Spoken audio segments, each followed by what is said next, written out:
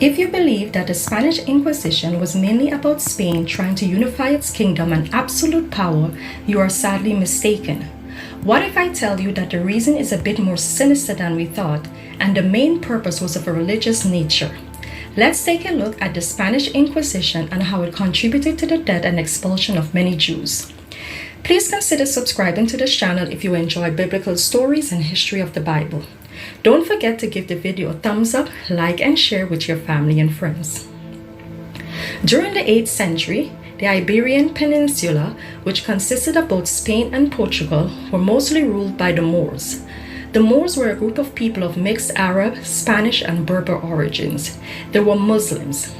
Medieval Spain at that time had a very large Muslim and Jewish population, along with Christianity. The population was very diverse. So how did so many Jews end up in Spain? To answer this question, we'll have to go back to the period of the destruction of the Second Temple in Jerusalem in 70 CE. This period throughout history is widely known as the Siege of Jerusalem or the Jewish Revolt. Most of what we know about the revolt was written by a Jewish priest and scholar named Flavius Josephus. In 63 BCE, the Romans captured Jerusalem and immediately began to enforce their oppressive laws such as taxes upon the inhabitants of Judea. Because the majority of Roman society was polytheistic and worshipped many gods, this did not sit well with the Jewish people who were monotheistic.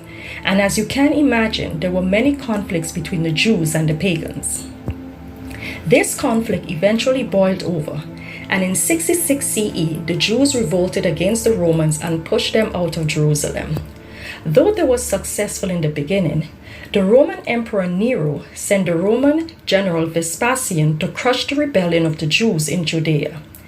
After the death of Emperor Nero, Vespasian ascended the throne amidst a power struggle in 69 CE. Now in 70 CE, the Romans laid siege to Jerusalem. This was at the time of the Jewish celebration of Passover. And according to the writings of Josephus, many pilgrims were in Jerusalem at that time. No one was allowed to leave the city, and water and food supplies were cut off. Though the table was set for negotiations, the Romans refused to end the siege.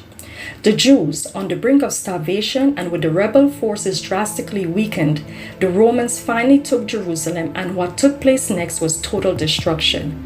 Many Jews perished that day, and the temple was destroyed for a second time. The first temple was destroyed by the Babylonians in 587 BC. Now, having no home and a place to worship, the Jews who survived the siege left Jerusalem to find safety in other countries.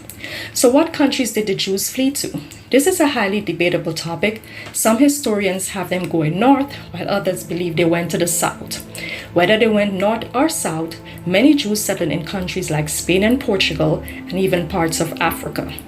So this is a short background as to how the Jewish people ended up in Spain.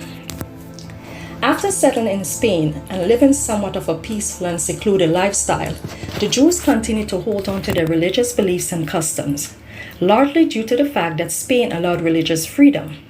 However, that would all change. In 1492, Spain was now spreading its wings to colonize the New World under the leadership of Christopher Columbus. This gave Spain the power and prestige it needed by gaining more territories. But let's backtrack to as early as the year 1406, under King Henry III of Castile and Leon. The Jewish population of Spain started to experience immense pressure and persecution for their religious beliefs. No doubt they were prospering, holding on to their faith, and did not mingle much with the public, which is why they were seen as a threat to the Spanish court. In 1391, the Jews were forced to convert to Christianity, and as an act of their sincerity towards their new faith, some of them accepted baptism. The Jews that converted to Christianity were called conversos, or Merranos. But these Merranos were only Christians outwardly. Behind closed doors, they were still practicing their Jewish and religious beliefs and customs. And to make matters worse, the king did not believe they were really converted. So these Merranos continued to face persecution. Now the Jews that refused to denounce their faith, many of them were killed.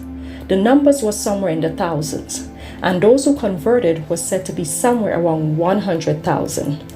Now, it must be said that the Merranos, or the converted Jews, started to integrate into Spanish society and as a result became very wealthy.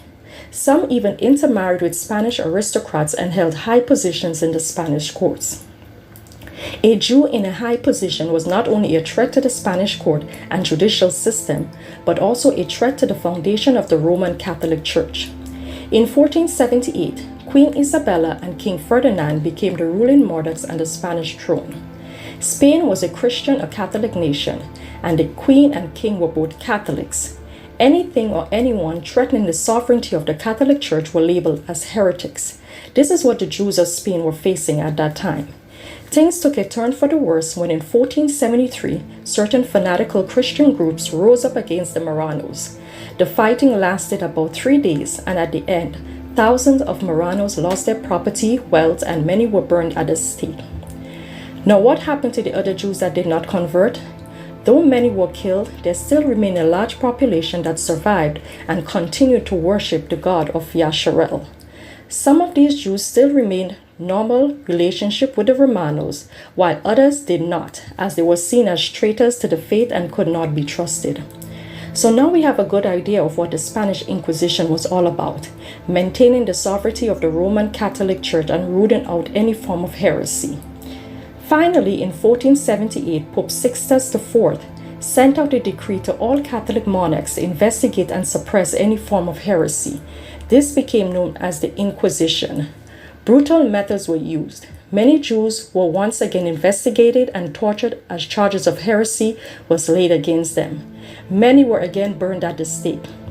The Inquisition was led by a Spanish official named Tomás de Torquemada.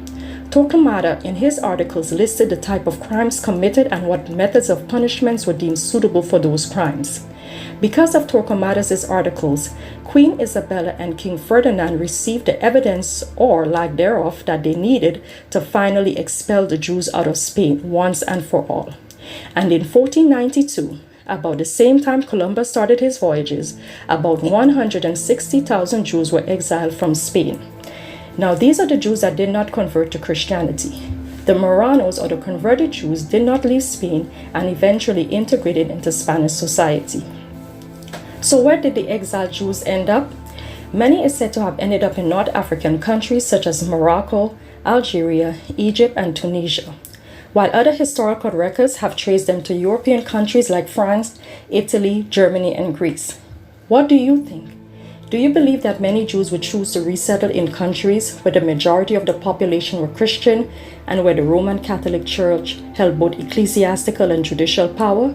I highly doubt it. It's like going back into the same persecution that you just came out of. Even if some Jews did not go to these countries, I believe it was a minority. How I look at it, Africa seems to make the most logical sense in terms of avoiding persecution, and possibly Greece and Germany. Let me know in the comment section where you believe the Jews went after they were exiled from Spain. Thanks for watching the video. Stay blessed and remember that knowledge is a blessing from above. We must nurture it to the fullest.